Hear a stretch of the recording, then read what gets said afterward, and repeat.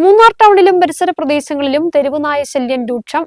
രാപ്പകൽ വ്യത്യാസമില്ലാതെ നായ്ക്കൾ ഭീതി പടർത്തി അലഞ്ഞു നടക്കുന്ന സ്ഥിതിയുണ്ട്. നായ്ക്കൾ ഇരുചക്ര വാഹനങ്ങൾക്ക് കുറുകെ ചാടുന്നത് അപകട സാധ്യത വർദ്ധിപ്പിക്കുകയാണ്.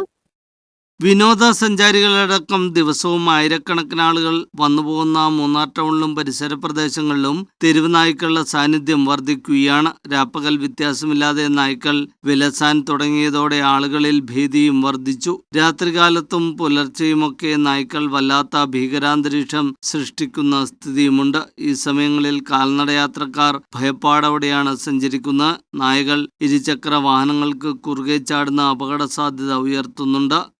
பாதை நடக்கவே முடியல. எப்போ பார்த்தாலும் நாய்க்காடு சல்லி. அந்த பையன் கொண்டுட்டு வந்தால் பையன் பிடிச்சி இழுக்குது. எங்களுக்கு எப்போ சம்பவிக்கும்னே தெரியாது. நாய் கடிச்சிச்சுன்னு சொன்னால் நடக்கவே முடியாது. என்னென்னமோ சொல்கிறாங்க, அங்கே போகக்கூடாது, இது சாப்பிடக்கூடாது, அது சாப்பிடக்கூடாதுன்றாங்க. இங்கே பாருங்கள், இப்போ எத்தனைன்னா எங்கள் வழி மறிக்குது. மூணாரில் இப்போ டூரிஸ்ட் நிறைய வந்துருக்காங்க. அடுத்து ஸ்கூல் தொடங்க போகுது. திருநாயை பயங்கரமாக பாருங்க, பயங்கர சல்லியமாக இருக்குது.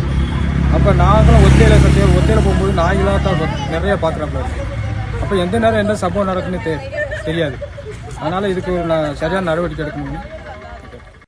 പലപ്പോഴും കൂട്ടമായി നടക്കുന്ന തെരുവുനായ്ക്കൾ കൂടുതൽ അക്രമകാരികളാകുന്നുണ്ട്. തുരത്തി ഓടിക്കാൻ ശ്രമിച്ചാൽ പിന്തിരിയാതെ ആളുകൾക്ക് നേരെ നായ്ക്കൾ പാഞ്ഞെടുക്കുകയാണ് ചെയ്യുന്നത്. സ്ത്രീകളും പ്രായമായവരും കുട്ടികളുമൊക്കെയാണ് തെരുവുനായ്ശല്യം വർദ്ധിച്ചതിന്റെ പ്രയാസം കൂടുതലായി അനുഭവിക്കുന്നത്. തെരുവുനായ്ക്കളെ പ്രതിരോധിക്കാൻ ഫലപ്രദമായ ഇടപെടൽ ഉണ്ടാവുന്നില്ലെന്ന പരാതി ഉയരുന്നുണ്ട്. സംസ്ഥാനത്ത് തന്നെ ഏറ്റവും അധികം സഞ്ചാരികൾ വന്നുപോകുന്ന പ്രദേശമെന്ന നിലയിൽ മൂന്നാറിലെ തെരുവുനായ്ശല്യം നിയന്ത്രിക്കാൻ അടിയന്തര നടപടി സ്വീകരിക്കണമെന്ന് ആവശ്യമാണ് ഇപ്പോൾ ശക്തമാവുന്നത്. News bureau Munnar.